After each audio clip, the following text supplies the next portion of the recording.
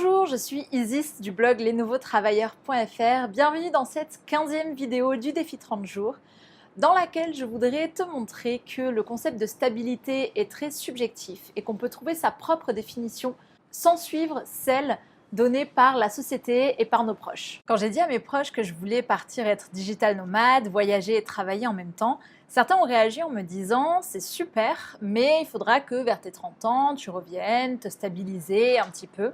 Puis cette phrase, j'ai senti qu'elle me contrariait.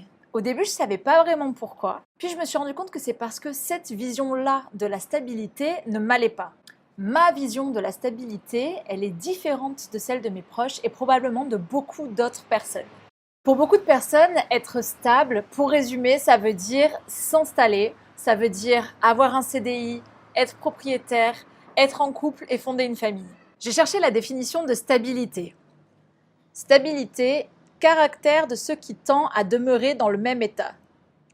Moi, cette définition, elle m'effraie complètement parce que j'ai l'impression que si je m'installe, c'est vraiment, je m'installe dans la pierre, dans quelque chose qui est immuable. J'ai l'impression de m'enfermer, de me priver de ma liberté et j'ai aussi l'impression que je vais m'ennuyer. Mais il y a une autre partie dans la définition qui est plutôt celle qui caractérise l'état stable des objets, c'est équilibre permanent. Et cette définition-là, moi je l'aime bien parce que l'équilibre, c'est quelque chose de subjectif. Et personnellement, ma notion de la stabilité, elle n'est pas rattachée au fait de s'installer et au fait de demeurer dans le même état. Elle est rattachée à un équilibre qui est le mien, qui est ma propre vision de mon équilibre. Donc maintenant, quelle est ma vision de la stabilité ? Déjà, moi, je me vois être stable dans l'itinérance, c'est-à-dire être en train de voyager, de changer régulièrement d'endroit.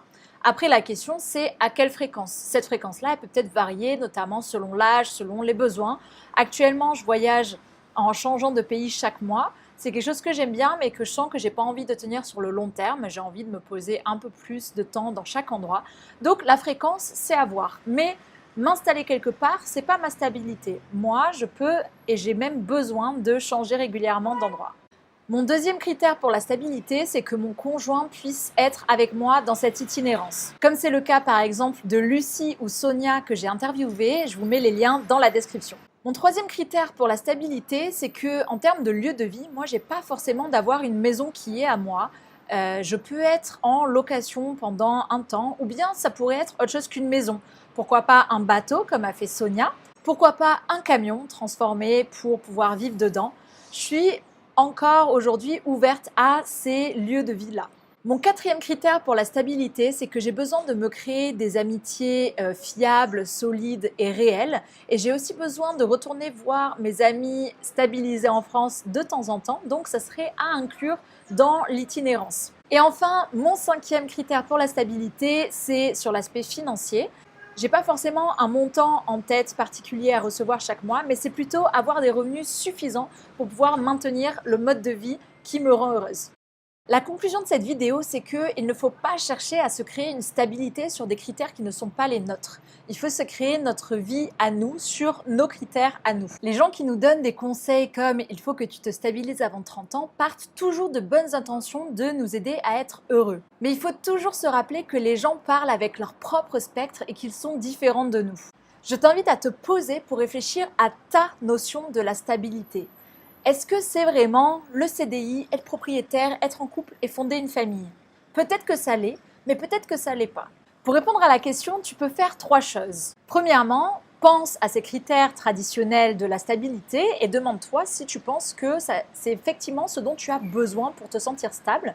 Et si ce n'est pas le cas, par quoi est-ce que ça pourrait être remplacé pour te sentir stable? La deuxième chose que tu peux faire, c'est te rappeler des situations où tu te sentais stable et noter les critères de cette situation d'un point de vue professionnel, social, vie amoureuse, argent, etc.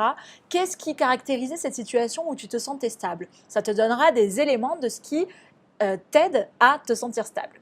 Et la troisième chose que tu peux faire, c'est l'exercice de développement personnel de la roue de la vie pour trouver ce qui est important pour ton équilibre. Et pour ça, je te renvoie vers la vidéo 14 du défi 30 jours dont je mets le lien dans la description. Je te remercie d'avoir regardé cette vidéo et je te dis à demain pour la prochaine. Salut! Pour recevoir les nouvelles vidéos du défi 30 jours chaque jour, abonne-toi à la chaîne. À bientôt!